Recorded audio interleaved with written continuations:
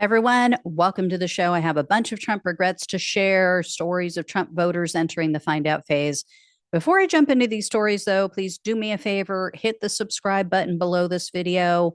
It's completely free. It really helps the show to reach more people. So, first up is a Trump voter who spoke with CNN. Take a look. I wanted Trump. You wanted Trump. Yep. There was no way in hell I wanted her out there. But now I don't know what would have been better. But what were you expecting? I was expecting the lower cost of a lot of just your everyday living things and hoping that he would make things better for everybody in America because that's what we need. Groceries are already outrageous. And then we put the tariffs on across the seas or whatever, like China, all that. It just makes everything more expensive for everybody. So that lady's starting to realize she got duped. Another person who's realizing that they voted against their own best interests is this next man. He posted on Reddit, quote, "Gotta tell you, though, I did vote Trump. A lot of fellow contractors I know are unhappy right now. My materials took a huge jump due to those tariffs. He didn't do that last term, and same percent's been in place for a while. You don't come right in when people are already struggling and throw gas on the fire. I lost the last 2 weeks, 3 jobs because of it. It was bad before and now it's worse. I get what he's supposedly trying to do, but you don't do it right out of the gate. Biden was a clown, but I don't agree with all of these tariffs this soon at all." Rather have a clown than a failing business, but okay. Another person who slammed headfirst into the find out phase is a man who was very excited about Trump right after the election. So on November 5th, he posted this on Twitter in all caps for those on the podcast. Quote, "Trump, Trump, Trump, Trump." That was it. That's the whole tweet. He is not quite as ecstatic and enthusiastic now, though. In the last couple of weeks, this same man posted, quote, "Just got liquidated. 3 years of hard work officially wasted. I am never coming back." So, yeah. And then, oh, by the way, he shared a screenshot with that post of his financial losses. So it shows, for those on the podcast, it shows that he lost just under $300,000. Yeah. Another man also posted on Twitter and he tagged Donald Trump, and the man told him, quote, "I voted for you, Mr. President. I carried so much water for you and convinced my wife and kids who did not want to vote for you.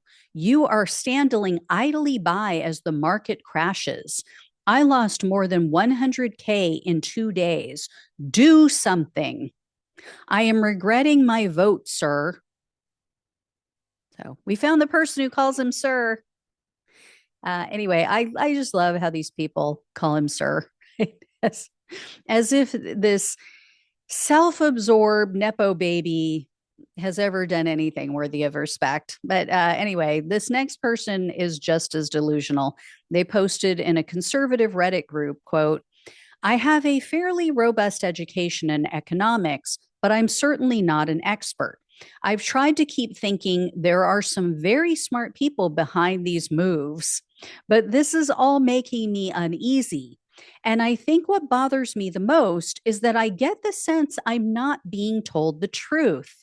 Not necessarily lied to, not yet at least, but it's like they don't think the masses are smart enough to understand what their reasoning is. So they trot out bullshit stats to justify what they're doing, which people on the right side of the bell curve can easily see through."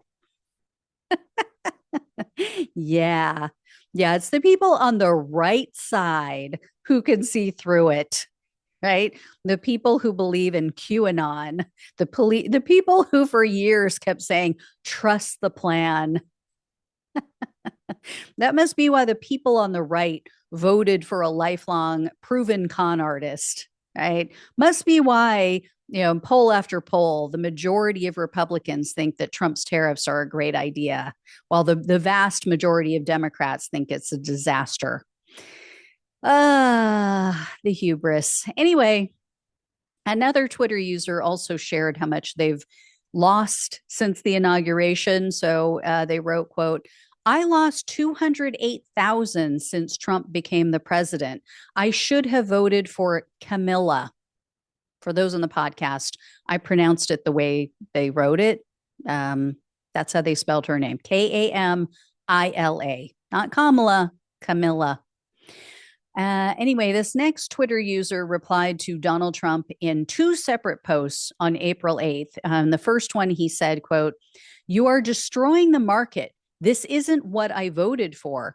If things don't turn back around soon and the markets get clearance, I'll be voting you out. And I'm sure many more will be doing the same that voted for you this term. Your true fake colors finally showing up. True fake colors.